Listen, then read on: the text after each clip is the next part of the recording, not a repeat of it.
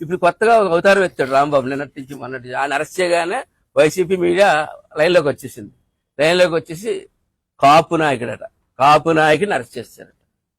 ఏ రకమైన కాపు నాయకుడు ఇతను అంటే ఆవేళ కాపులందరినీ కాపుల పార్టీ పెట్టినప్పుడు కాపుల పార్టీ ఇదేటో విధానాలేటో అది అన్ని కులాల్లో కలుపుకు వెళ్ళడానికి చేసుకోవడానికి పెట్టింది ఒక కాపుల వల్ల కాదు.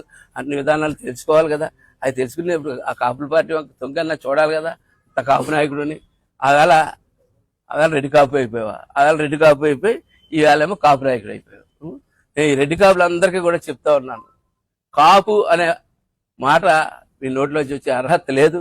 కాపు నాయకుడు అని చెప్పుకునే అర్హత నీకు లేదు. కాపుల నుంచి మిమ్మల్ని ఎప్పుడో ఎలివేసేయడం జరిగింది అని చెప్పి ఒక కాపు సమాజ వర్గం చెందిన వ్యక్తిగా అయితే నేను తెలియజేస్తా ఉన్నాను. కాబట్టి అంబటి రాంబాబు విషయంలో అతనికి తగిన శిక్ష పడేదాకా కూడా ఈ ఉద్యమం మేము ఎక్కడైనా సాధారణ